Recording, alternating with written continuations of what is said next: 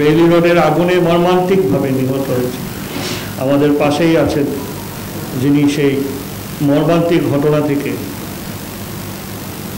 আল্লাহর অশেষ রহমতে তিনি মুক্ত হয়েছেন।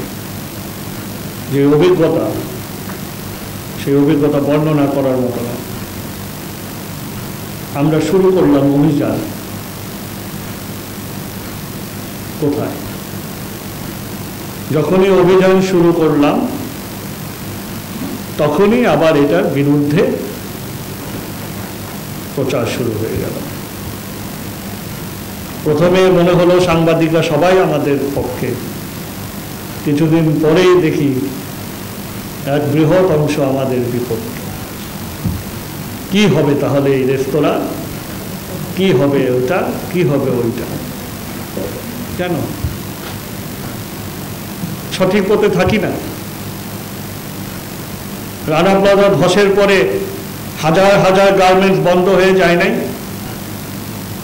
তারা ঘুরে দাঁড়ায় নাই?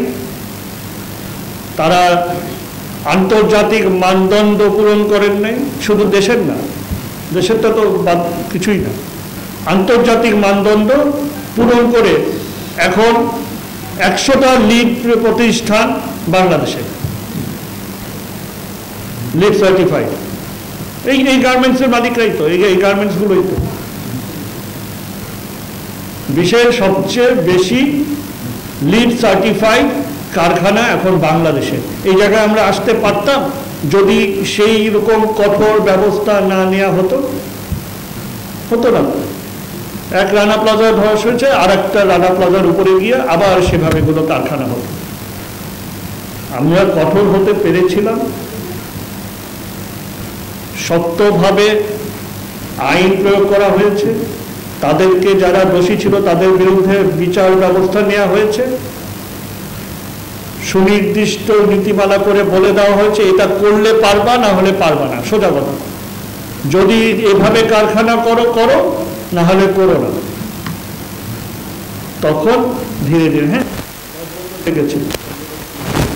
কিন্তু এখন বাংলাদেশের গার্মেন্টস কারখানা, বাংলাদেশের গার্মেন্টস শিল্প যে ভিত্তিতে আছে, আগামী 30 বছরও তাদেরকে কেউ নড়াতে পারবে।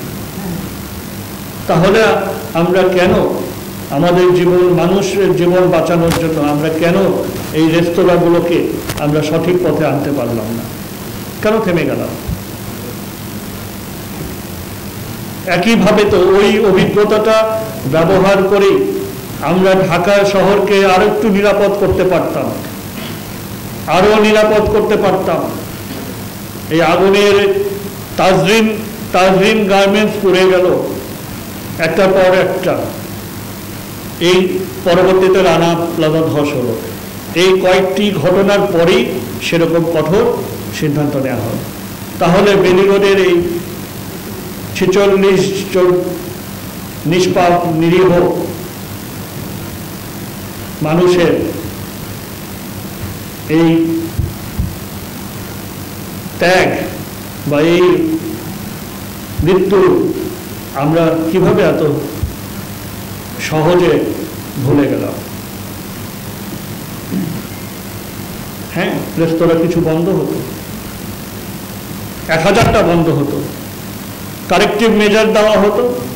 যে আমরা তো বলেছিলাম যে সংশোধনীমূলক, এটা কোনো ইয়ে না, আপনারা সংশোধন করেন, সংশোধন করে আমাদের কাছে আবেদন করেন, আমরা আপনাদেরকে ব্যবসা করতে দেব। আপনি সিঁড়ির উপরে মাল রাখেন না, এটা অভ্যাসগত বিষয়।